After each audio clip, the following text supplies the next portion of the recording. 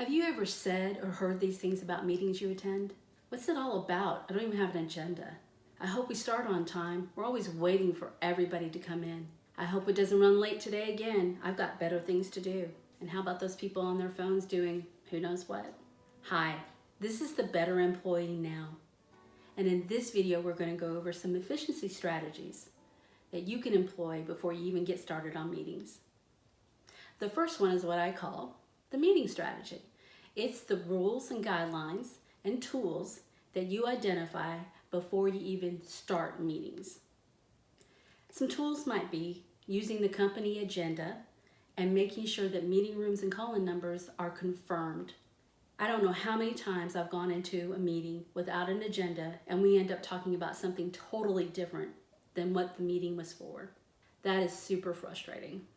And there has been many times when the meeting room was already booked by another team and we had to scramble around to find another place to meet.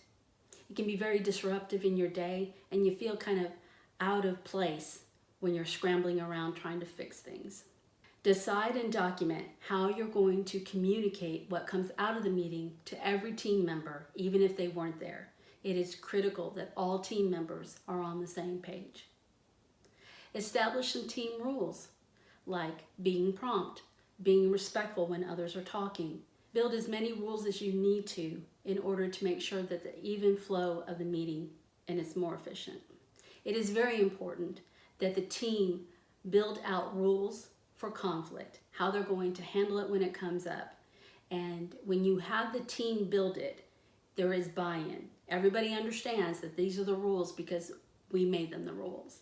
And it's very important that everybody understands that when conflict happens, what they can do to resolve it, or at least get past it. Have you ever sat in a meeting and there seems to be one person who just wants to be disruptive? Having those rules of conflict in place lets everybody know where they are and how to handle it when it happens. It removes a lot of stress because you know the rules. Also consider having a place in the meeting room where people can put their phones and laptops so they won't be a distraction.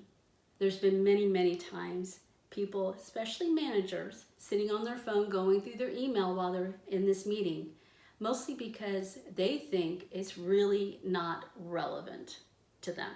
Because if they thought it was relevant, may I be honest, they would not be on their phone.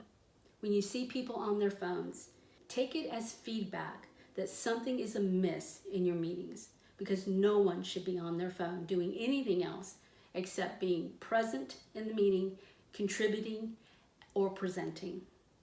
It is very important to establish what will happen when you break the rules. Now, we're not talking about these one-off situations where just someone got emotional.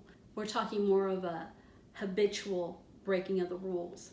Establish what will happen way before you start. That way everybody knows you can go right back to the established rules of how you're going to do your meetings. So if you find that someone is continually violating, you would go back over the rules with everybody on the team and say, this is how we're going to do it. But if they become more disruptive, you may have to break for the meeting, step outside and handle it. That all should be documented. Another great tip is to build a collaboration tool like a OneNote notebook or a SharePoint site. This allows everyone to use the same tool at the same time. It is critical that project information and all the research and notes and everything that people do is in one place that everyone has access to.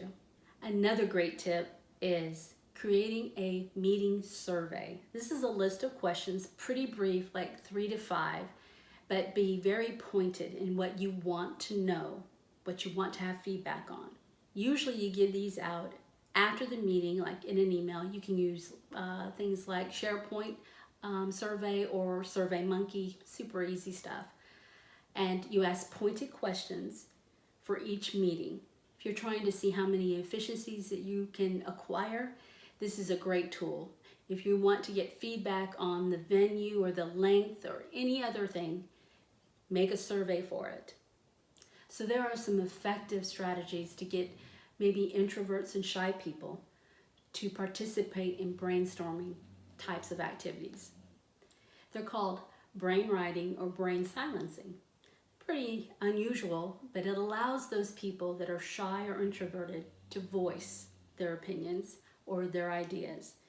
Now, in a normal brainstorming meeting, you have the people who are the loudest and the most talkative always throwing out ideas, and those who are shy or introverted might not say a word, but they might have something so valuable to give. So in brainwriting, you allow people to write down their ideas on pieces of paper. Now, there's a couple different ways you can do this, but after someone writes something on a piece of paper, they can give it to their next participant in the meeting. And the participant can look at it, read it, and go, oh, but this makes me think of this idea. And it continues on around the table.